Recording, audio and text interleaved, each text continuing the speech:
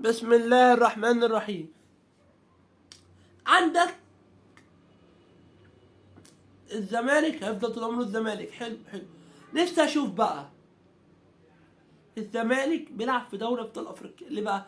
لان نفسي يكرر سيناريو 2019 تاني.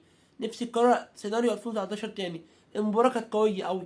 انت بالجيل ده تقدر تلعب دوري ابطال افريقيا الموسم الجاي. الموسم الجاي انت الجيل ده تقدر تاخد الكونفدرالية مرتاح. القايمة اللي معاك دي، سوري، القايمة اللي معاك دي تقدر تاخد بيها الكونفدرالية مرتاح. الجيل ده القايمة دي تعرف تقدر تلعب بيها دوري ابطال افريقيا السنة الجاية بصعوبة ومرتاح كمان، وتقدر تزود عليها كمان.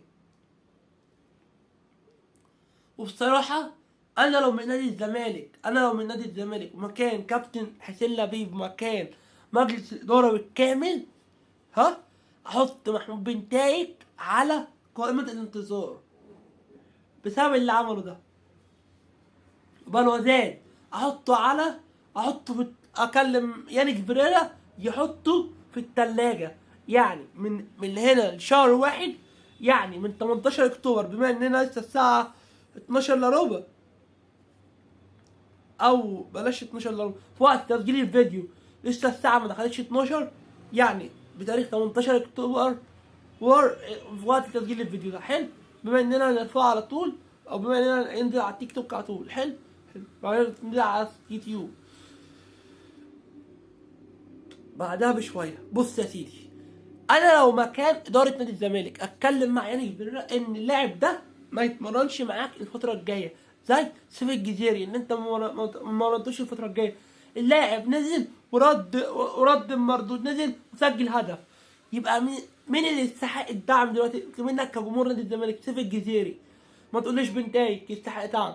بنتايك يستحق ان هو يتاخد، تديله بالجزمه انتوا كجمهور، سوري، بالجزمه.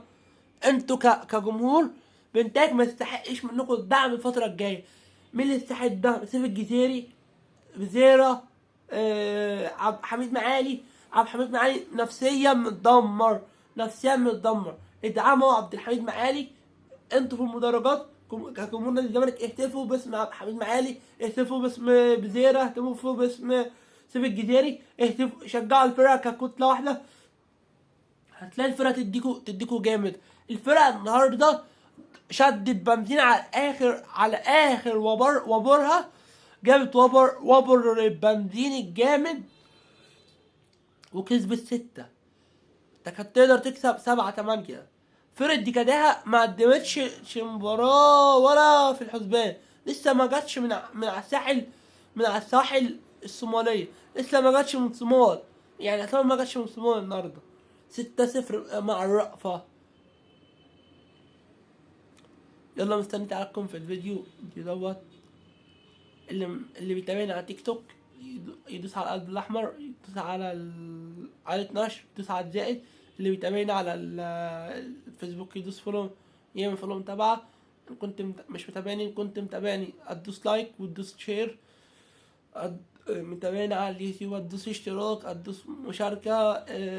وصلوا الفيديو ده ل1000 لايك. انا راضي وصلوا 1000 لايك. بما اننا بما اننا انا عاوز، بما اننا هننزل كتير الفترة الجاية معاكم، عاوز اشوفكم كل فيديو بنزله يوصل ل1000 لايك. مستني اخواتي كلها على الفيديو دوت جامد. الفيديوهات كلها اللي بتنزل جامدة. استنوا الفيديوهات كلها بتنزل ورا بعض، وده اخر فيديو. مستني تعرفوا على الفيديو. شكرا جزيلا.